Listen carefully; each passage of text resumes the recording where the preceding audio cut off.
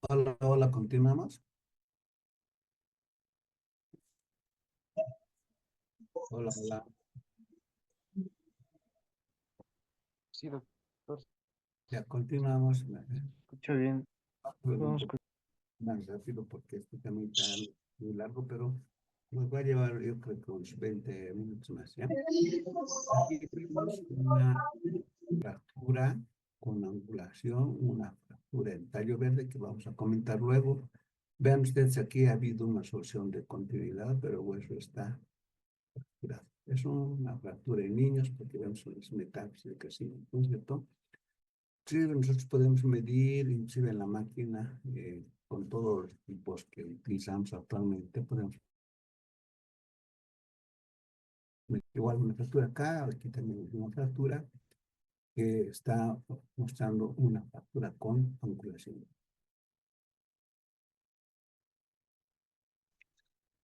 Igual acá, una fractura que aparentemente no está muy importante, pues si se hace una flexión lateral es una fractura con acabalgamiento. Entonces, importante nuevamente, presión lateral.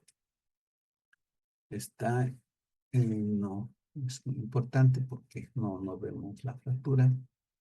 Las fracturas pueden clasificar de dos formas. Una que es cerrada, donde no haya solución de continuidad en el tejido blando, o sea, piel, grasa, músculo.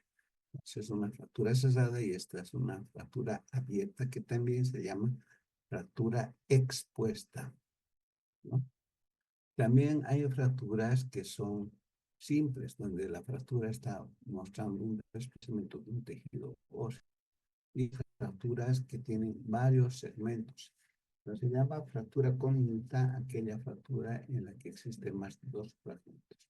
Una fractura conjunta y una fractura simple. Aquí vemos una fractura con mecanismo de tensión que va a condicionar una fractura transversal y es un mecanismo de compresión que nuevamente existe una proyección o una fractura oblicua.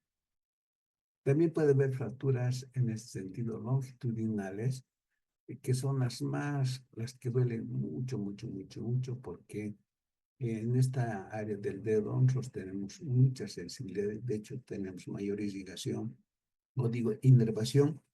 Entonces, una lesión a este nivel duele bastante. Alguien se choca por la puerta del auto, la punta del dedo suena, duele demasiado. Es una fractura longitudinal versus una fractura espiroidea por el mecanismo de rotación. Aquí vemos una fractura multisegmentaria, ¿no es cierto? Vemos un desplazamiento donde existen más de dos fragmentos. Aquí vemos una fractura en alas de mariposa, que también sería una fractura multifragmentaria. Ya vamos a hablar cuando tengamos que hablar de miembros superiores, que son las fracturas AO. Ahí van a entender mejor. Tenemos fracturas especiales, como una fractura en un borde marginal de la patela, ¿no es cierto? Como si hubiera un desprendimiento de la cortical. ¿Qué son las fracturas por abducción? También llamadas fracturas por arrancamiento, que se produce porque a este nivel del hueso se produce una especie de un minutito, perdón.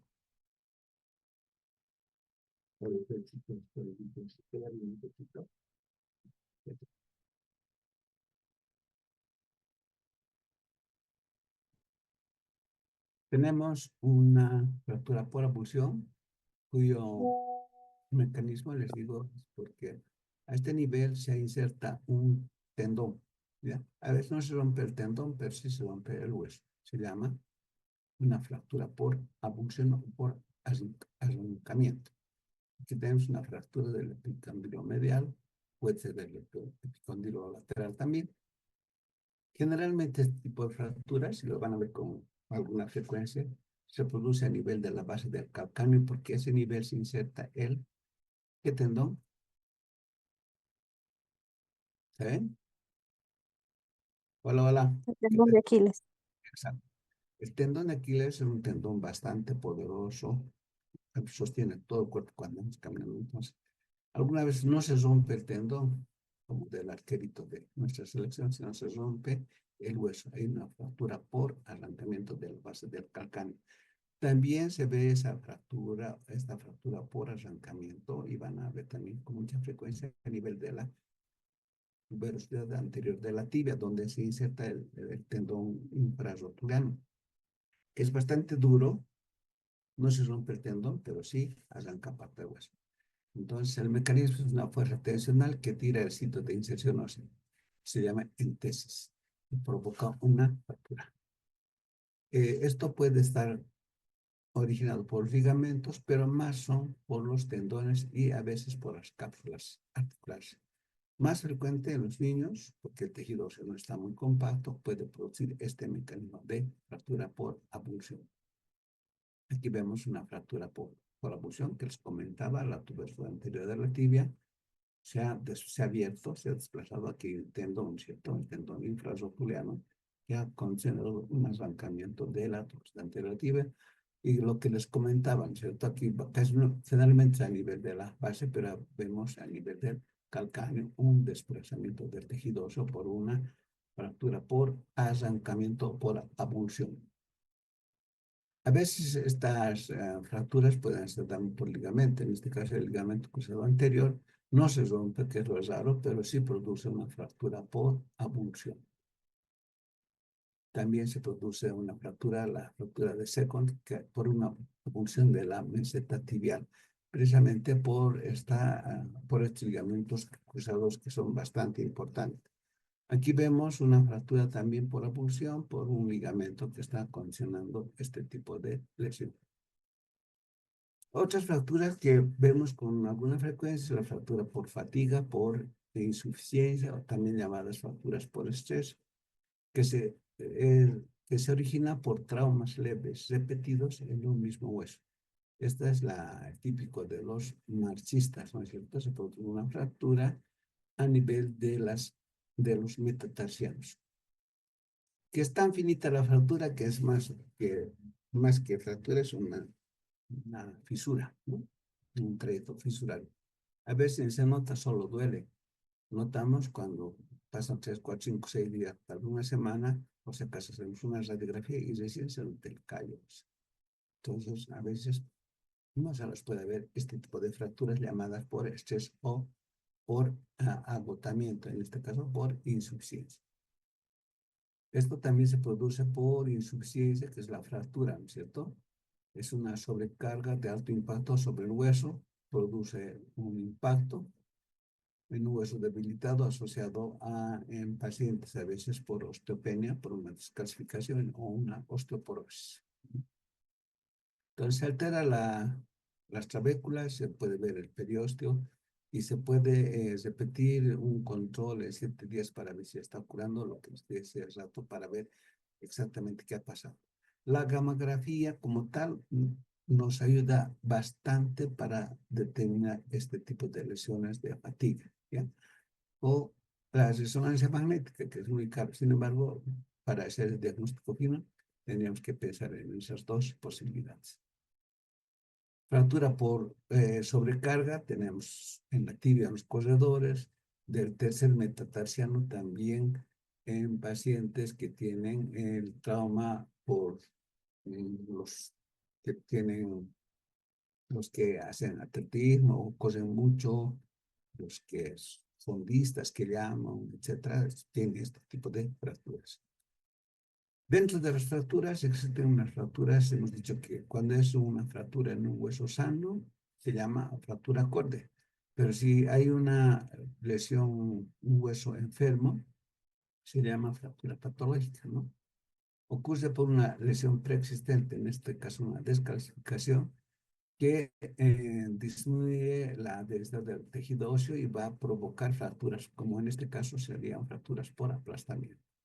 Si es un hueso enfermo, porque hay osteoporosis, y mínimos, digamos, casos de sentado o con el tiempo, múltiples traumas repetidos van a condicionar un aplastamiento de los cuerpos vertebrales y a eso se llama fractura patológica. Pueden ser locales, como sea los tumores óseos primarios, metástasis, o pueden ser difusas en cualquier parte del cuerpo cuando hablamos de osteoporosis o displasias óseas, ¿no? Aquí, por ejemplo, vemos sobre un tumor óseo, hay una fractura patológica, un osteocondroma, está produciendo una gran descalcificación de cemento y condiciona una fractura patológica. Y este tipo de fracturas se observa más en una alteración. En los niños que se llaman niños de cristal, la enfermedad de... perdón, ay, se me ha ido. Osteogénesis imperfecta se llama. ¿Ya?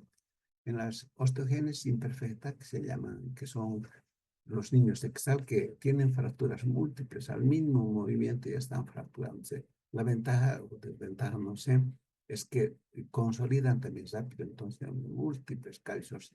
Estos niños viven muy poco tiempo de vida, generalmente están en silla de ruedas y tienen estas fracturas por encurvamiento, tienen fracturas con solución de continuidad. Nuevamente se llama enfermedad ¿qué? Osteogénesis imperfecta. Aquí vemos una fractura patológica en un hueso que tenía un osteocondroma. Aquí vemos igual, ¿no? Una lesión, una fractura que ha producido gran lesiones osteolíticas muy importantes, con debilidad del tejido óseo y mínimas lesiones van a producir fracturas patológicas. Igual que acá, vemos un tumor óseo donde va a haber una fractura de tipo patológico. En la infancia puede haber fracturas en tallo verde, fracturas en torus, fracturas en tubo de plomo, fracturas por encubrimiento o fracturas diaficiales, que serían todas estas fracturas diaficiales en la infancia. Tenemos que son también llamadas fracturas pediátricas. Generalmente está dada por la inmadurez ósea, por un aumento de la porosidad, por un aumento de la flexibilidad, discos de crecimiento que se pueden fracturar, que son las metáfisis, un aumento de la fuerza proporcional de los ligamentos y tendones, también condiciona este tipo de fractura. Entonces se solicita radiografías comparativas, eso es lo que les decía, que a veces tomamos radiografías comparativas generalmente para evaluar lo que son las metáfisis.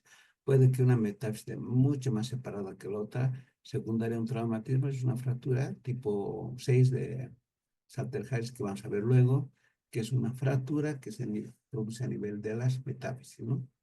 Entonces, nosotros tenemos que tener bastante conocimiento de esto para poder hacer un diagnóstico, principalmente en la parte de imagenología pediátrica.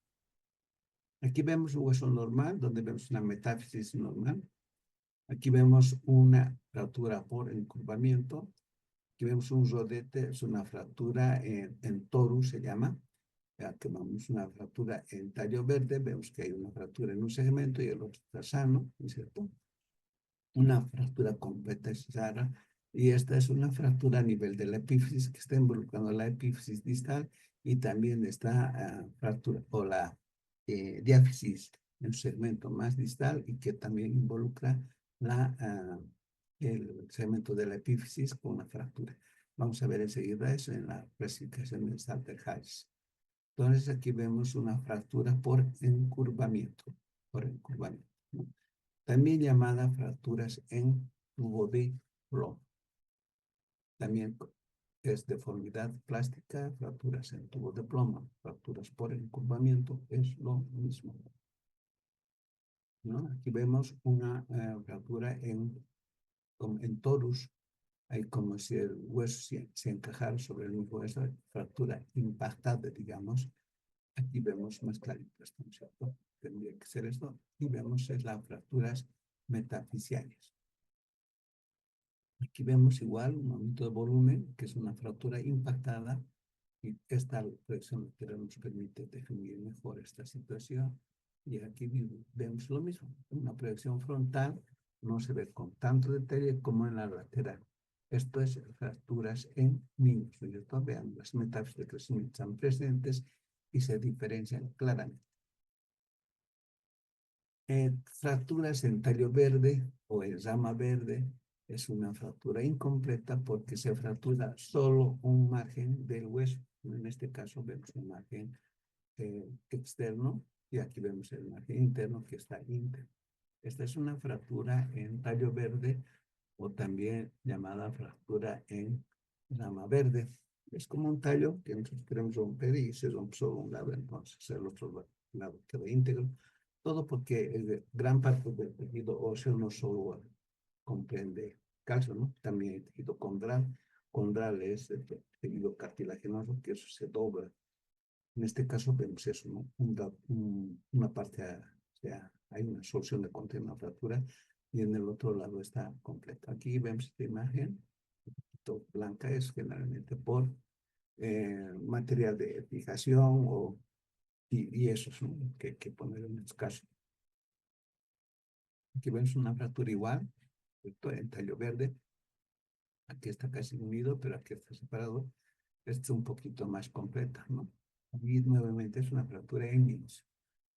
Aquí vemos una fractura bien finita en tallo verde.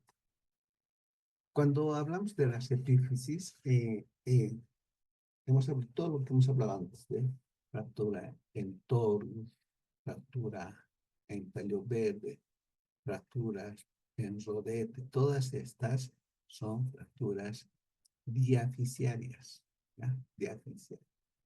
Lo que vamos a hablar ahora son fracturas epifisiarias, o sea, en la epífisis, ¿no? Hay una fractura, la primera, la más importante, que se produce en el margen interno o proximal de la unión de la metáfisis, ¿no es cierto? Aquí hay una solución de continuidad y vemos una fractura que continúa con la diáfisis distal. Acá en la fractura con intercondilias, pero ya está en la epífisis. Aquí esta fractura atraviesa todo lo que es la parte de la diáfisis distal más la metáfisis, ¿no? Entonces estas fracturas son extraarticulares porque no está afectando a la articulación. En este caso, si fuera fémur, no estaría afectando a lo que sería la articulación de la rodilla con la tibia, ¿no es cierto? Igual acá porque son extraarticulares.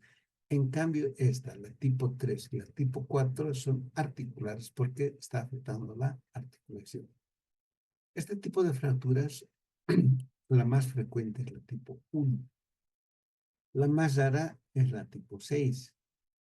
Esta es la más leve, cura bien, y esta es más complicada, no solo en cuanto a hacer un diagnóstico radiológico, sino la complicación más importante es que al haber fractura de la metáfisis, puede haber una consolidación del tejido, o sea, puede curar fácilmente esta fractura, pero este hueso va a dejar de crecer. Entonces, ahí está el problema. Sin embargo, es la más rara, ¿no? La más frecuente es la tipo 1. Aquí vemos una fractura subcapital con desplazamiento. Es una epífisis, ¿no? Tipo 1. Aquí vemos el tipo 3, que sería esta. ¿Sí? No, perdón, tipo 4 era. Tipo 4, donde vemos que además de estar fracturado el segmento distal de la diáfisis, está fracturada el segmento también de la epífisis. Aquí vemos igual una fractura que está afectando la articulación, ¿cierto?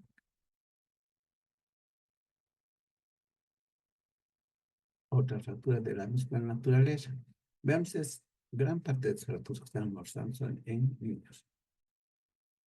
Ahora puede haber fracturas que nosotros pensamos o imágenes que pueden ser simuladoras o pensamos que es una fractura y sin embargo no la es.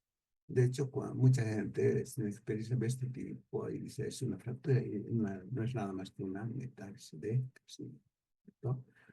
Si vemos este hueso con este es lo mismo, solo que esta imagen oscura nos está mostrando que aquí había metáfisis. Aquí había metáfisis, ha pasado el tiempo, el paciente dejó de crecer, 18, 20 años, y ya no se ve pues eso, lo que se llamaba fracturas.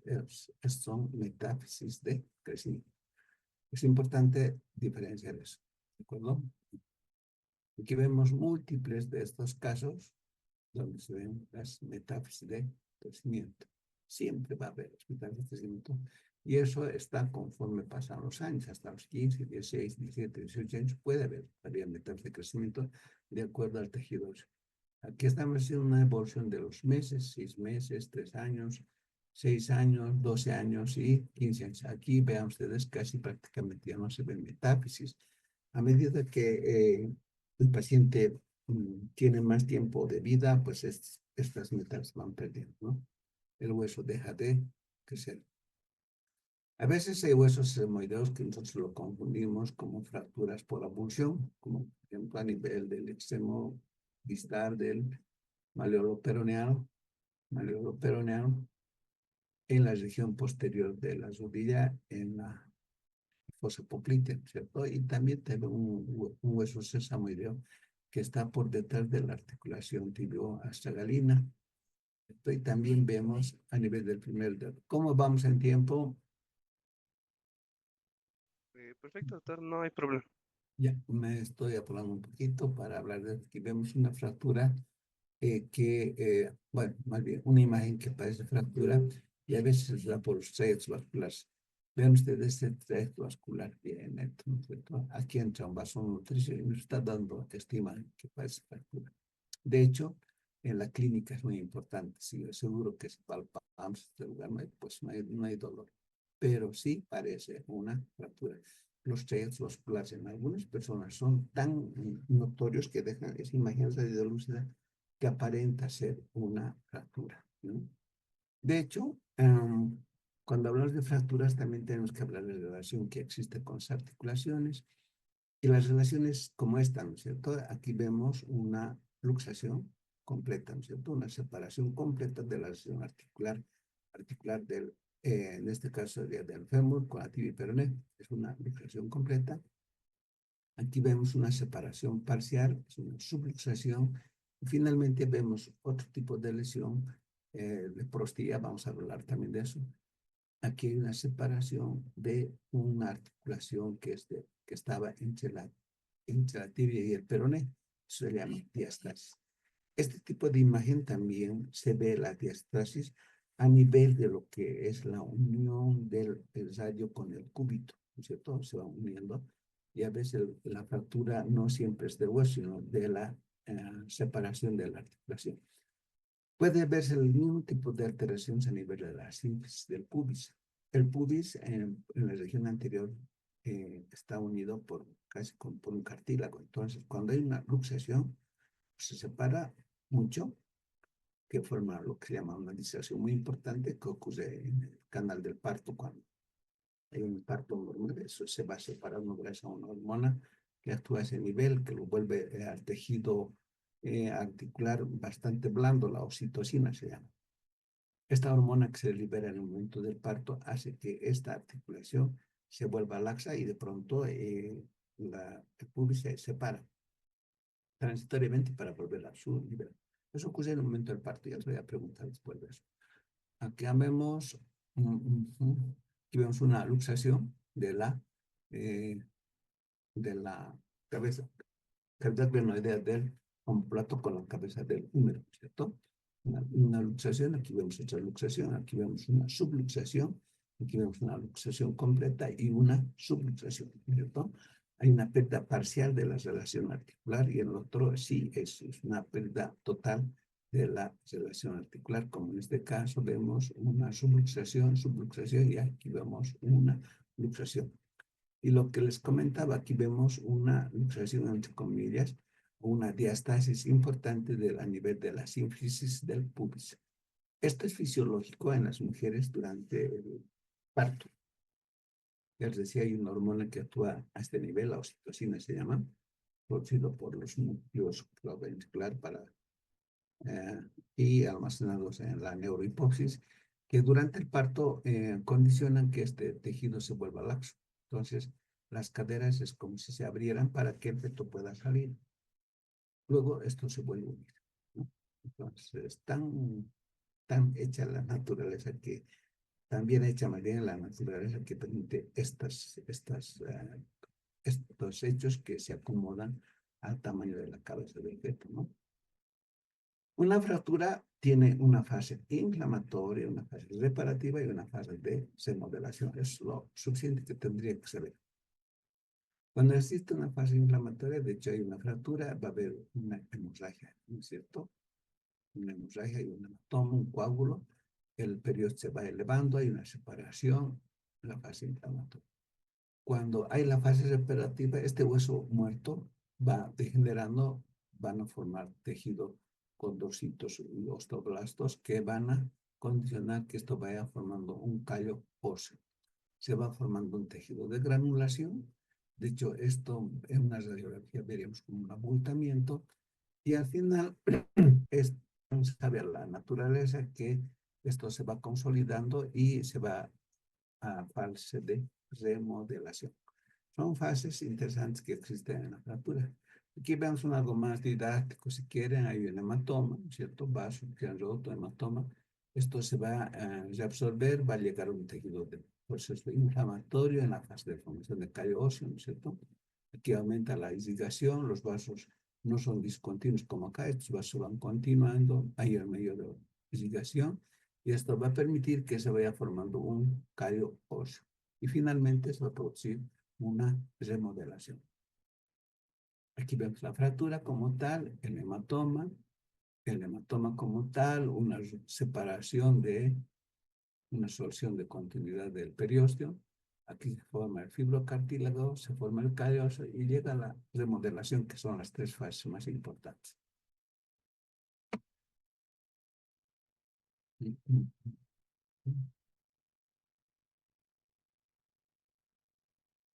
A veces existe un rechazo de la consolidación de una fractura que puede ser causado por un déficit de osteoblastos en la sangre, por un bajo suministro de sangre y oxígeno a los tejidos involucrados, porque puede haber de fondo un cuadro de osteoporosis, una descalcificación que va a condicionar un rechazo de la consolidación, y enfermedades como la diabetes mellitus, el hipotiroidismo, la insuficiencia renal, la anemia crónica, infecciones o enfermedades vasculares, todas estas condicionan un retraso de la consolidación. ¿Qué significa consolidación? O sea, formación de callo óseo y curación en la fase reparativa y remodeladora.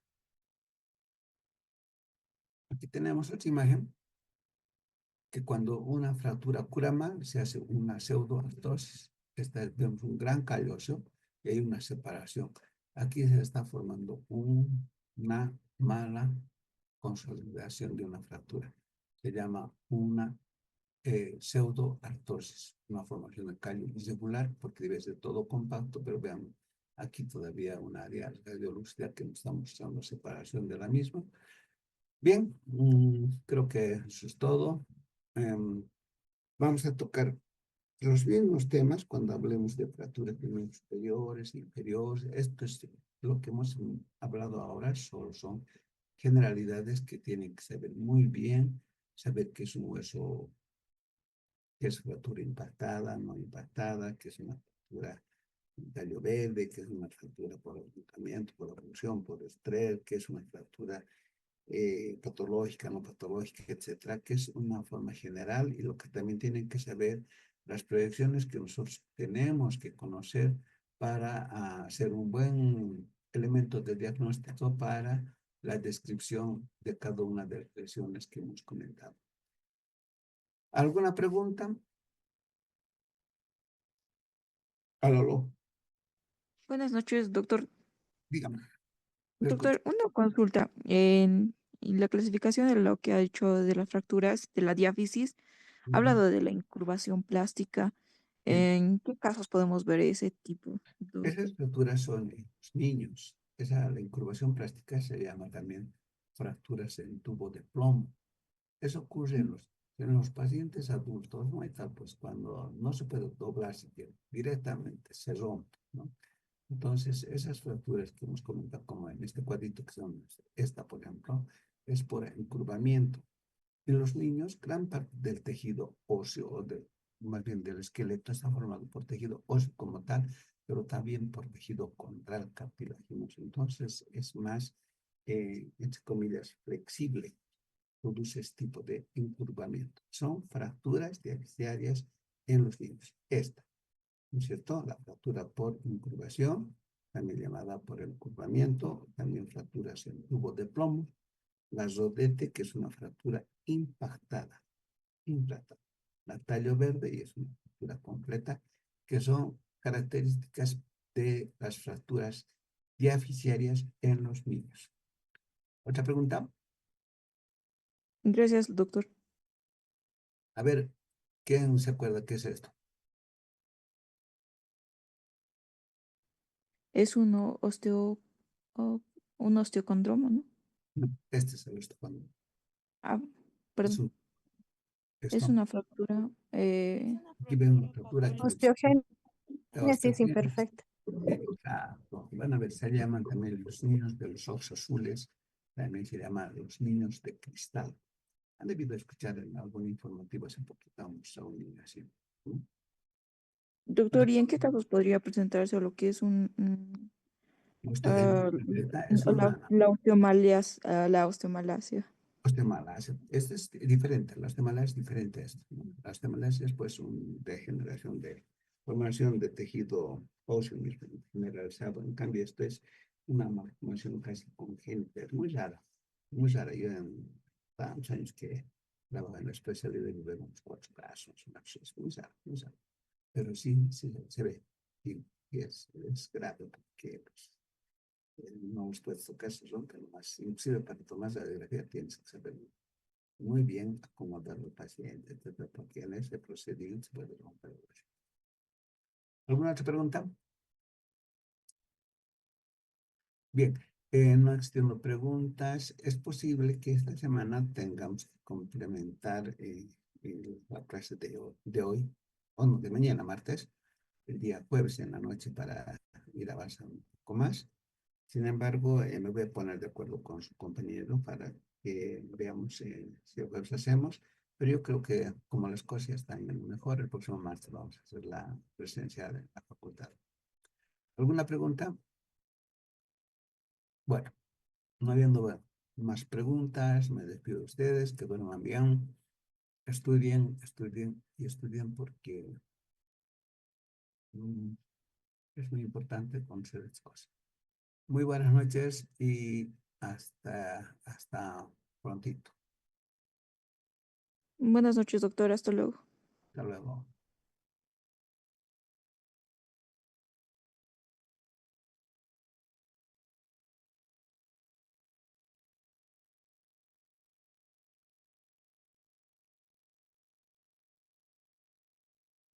Recording stopped.